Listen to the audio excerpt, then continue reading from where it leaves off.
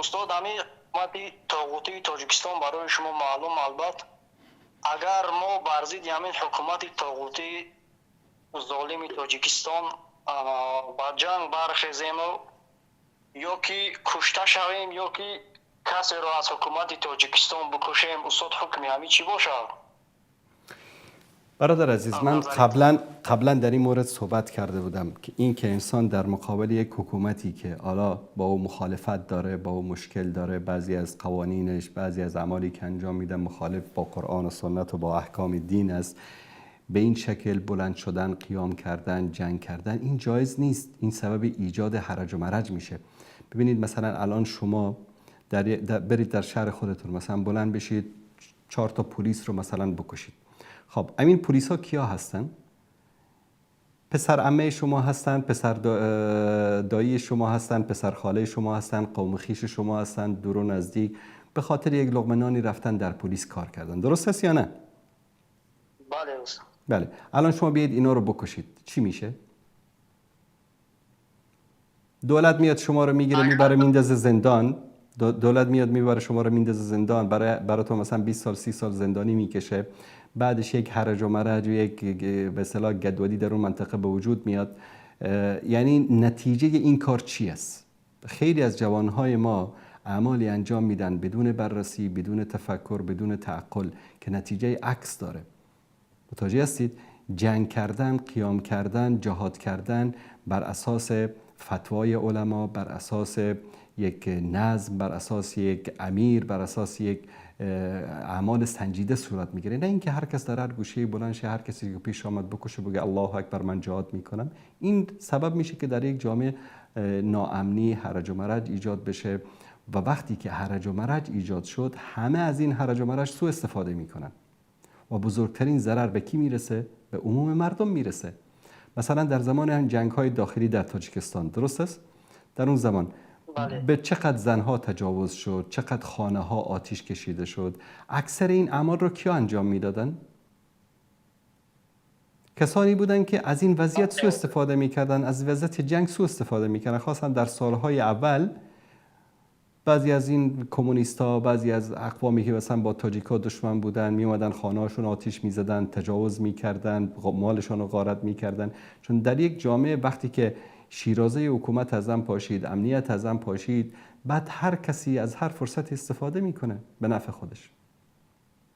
به خاطر همین در این گونه مسائل نباید که با احساسات و با عواطف برخورد کرد.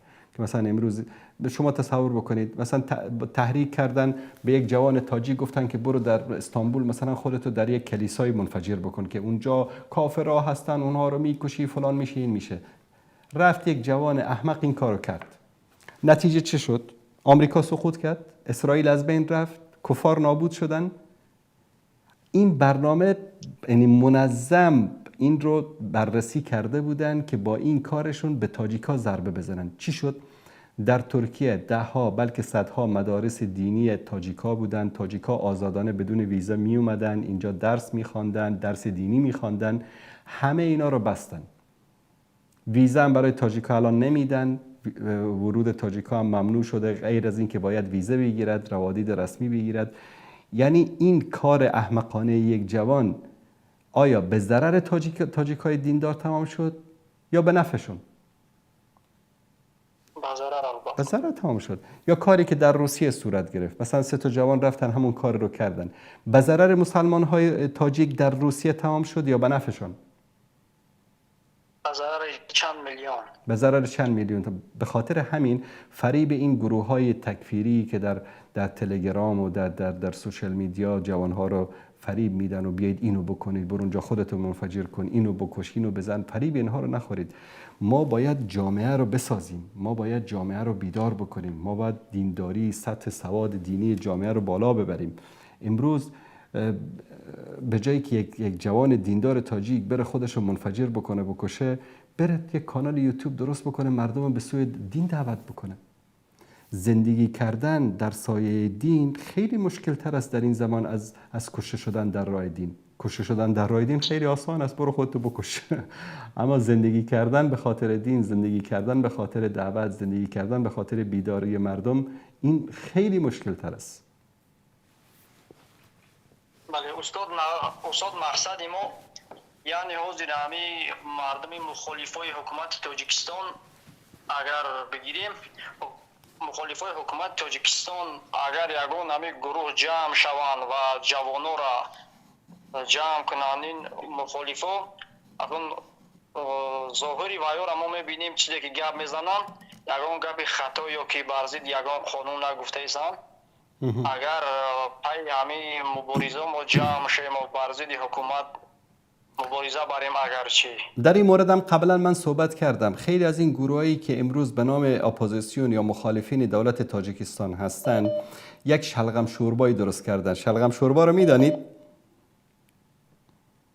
نه. شوربا، ما در افغانستان شوربا میگن، در ایران آبگوشت میگن، در تاجیکستان نمیدونم بهش چی میگن.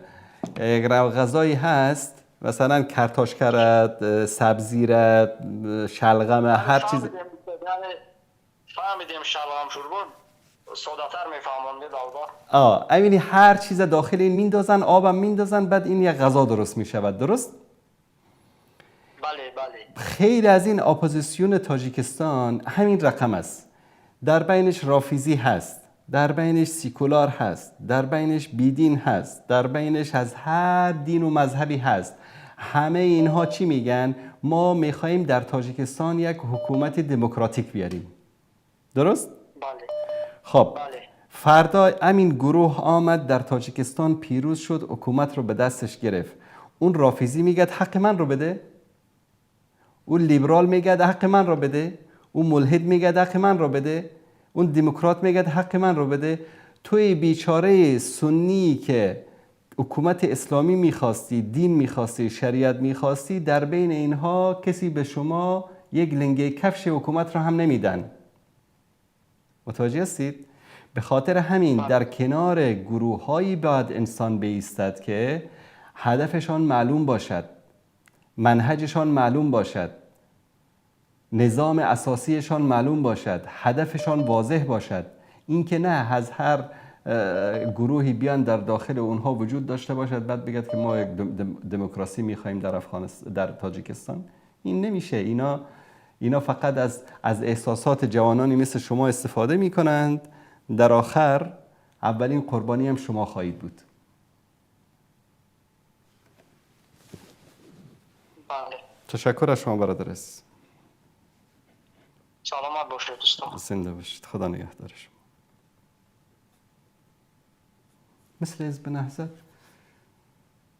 در حزب نهضت دزدم بود، آدمکشم بود، رافضی هم بود، شیعه هم بود، از هر گروهی بود و در بینشون بیشترشون، اکثریتشون انسانهای مخلص بودن، انسانهای دیندار بودن، انسانهای متقی و پرهیزگار بودن. اما چی شد در آخر؟ کیا فروختن نهضت رو؟ همون رافضا فروختن، همون شیعه زده ها فروختن، همون فرصت طلبا فروختن، همون تاجرای دین فروختن که به نام اسلام، به نام نهضت اسلامی تجارت میکردن. اونها فروختن. کجاست امروز نهضت اسلامی؟ نهضت اسلامی که یک روز روسیه رو، رحمانوف رو، حکومت وقت رو در دهه 90 به زانو در آورده بود، کجاست امروز؟ چون که منهج نبود، عقیده صحیح نبود، فروختن همه چیز رو. کسی در مقابل منصب فروخت، کسی در مقابل پول فروخت، کسی در مقابل تجارت فروخت، کسی در مقابل شهوت فروخت. عاقبت وضعیتی که میبینیم.